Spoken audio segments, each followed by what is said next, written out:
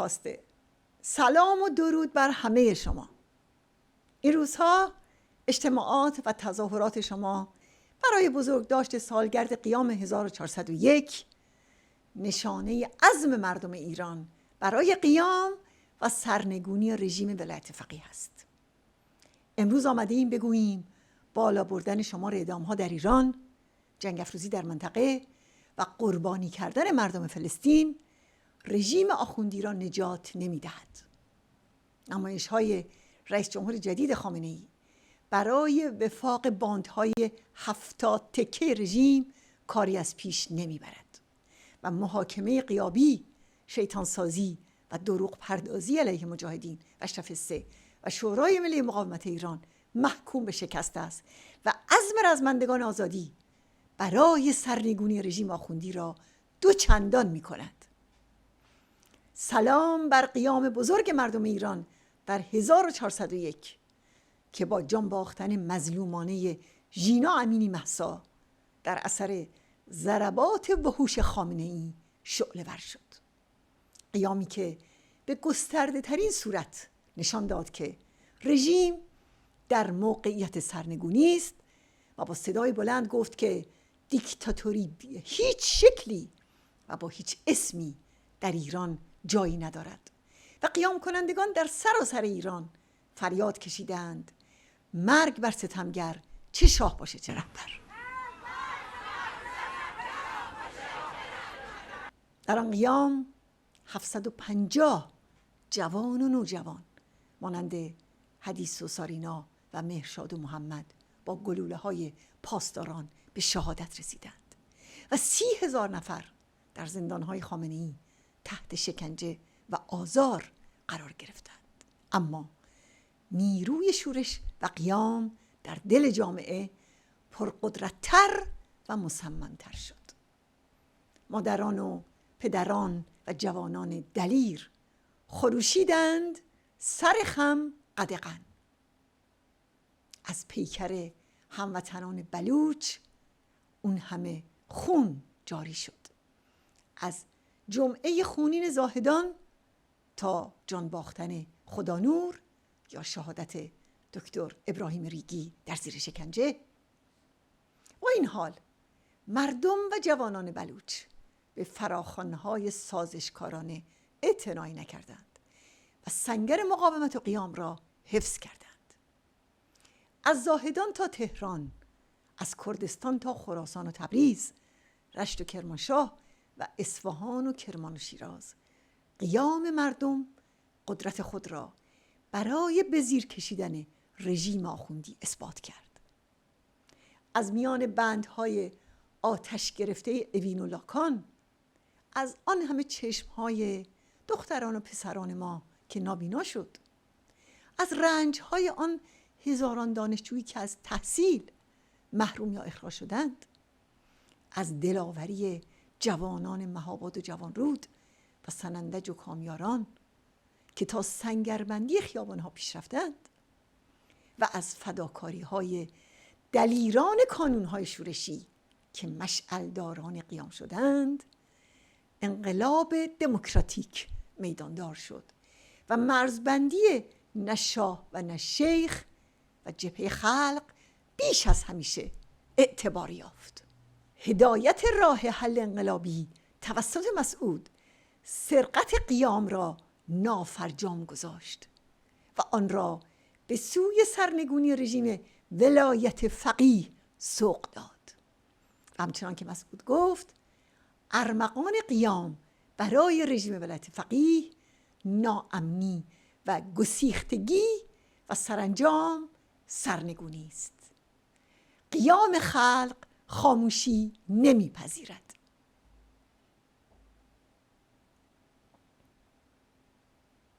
امروز همین رئیس جمهور جدید رژیم برآیند استیصال تمام عیار خامنه‌ای و رژیمش در برابر جامعه به شدت آسی و آماده قیامه. رئیس جمهور خامنه‌ای میگه رژیم در خطر است.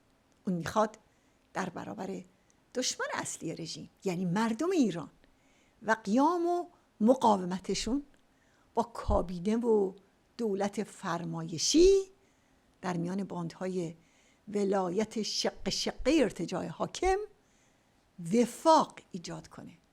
اما این خواب و سراب است. ارمغان رئیس جمهور خامنه‌ای و کابینه دست نشانده اون تا همین امروز 160 اعدامه. برخلاف وعده‌هاش جراحی اقتصادی رو از سفره‌های مردم فقیر و محروم شروع کرده و از راه نرسیده نون رو گران کرد و وعده گران شدن بنزین و دیگر نیازهای اولیه مردم رو میده. ادامه‌های روزانه و بیوقفه در حاکمیت خامنه‌ای ضحاک در وحشت از خشم و قیام مردمه. از جمله اعدام شورشگر قهرمان رضا رسایی، فرزند دلیر مردم صحنه، و زندانی سرفراز کامران شیخه از فرزندان مردم اهل سنت. بله، اعدام و اعدام و اعدام. این است وفاق همه جناح‌های رژیم در مقابل مردم ایران. اما با همه جنایت‌ها و غارتگری‌ها این رژیم راهی برای فرار از سرنگونی ندارد. در خرداد ماه سال گذشته در پارلمان اروپا به یک کارزار بین المللی جهت توقف اعدام در ایران فراخوان دادم و تاکید کردم که هر ساعت تعلل در اتخاذ سیاست صحیح در مقابل استبداد دینی باعث اعدام بیشتری برای مردم ایران میشه. در همین جا از تلاش‌های شما اشرف نشان‌ها، اعضا و هواداران مقاومت ایران و مدافعان حقوق بشر در این کارزار تقدیر میکنم و عموم هموطنان رو به گسترش کارزار نه به اعدام فرا میخوانم. ما تا جام زهر حقوق بشر را به حلقوم رژیم پوسیده ولایت فقیه نریزیم از پا نمی نشینیم و این بخشی از مبارزه برای سرنگونی رژیم آخوندیه. از اینجا به خواهران دلیرم، زنان زندانی سیاسی در اوین، گرمترین درودهام رو نثار می کنم. اونها ماه گذشته در تحسن خودشون فریاد می زدند هم صدا هم پیمان تا لغو حکم اعدام ایستاده ایم تا پایان. بله، ایران بدون اعدام، ایران آزاد و ایران آباد پیمان ماست با مردم ایران. با تقدیر از زندانیان سیاسی در زندانهای خامنه‌ای در سراسر کشور که سه‌شنبه‌های هر هفته برای مخالفت و اعتراض به اعدام‌های بیوقفه اعتصاب غذا می‌کنند.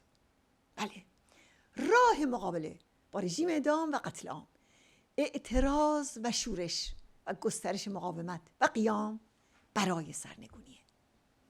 حق با پرستاران دلیره که در اعتراضهای شجاعانه اخیر خودشون حرف همه مردم رو تکرار کردند که فقط کف خیابون به دست میاد حقمون.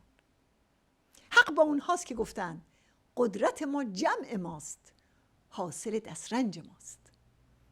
حق با بازنشستگان کرمانشاهه که بر سر رژیم فریاد میزنند جنگ افروزی کافیه، سفره ما خالیه.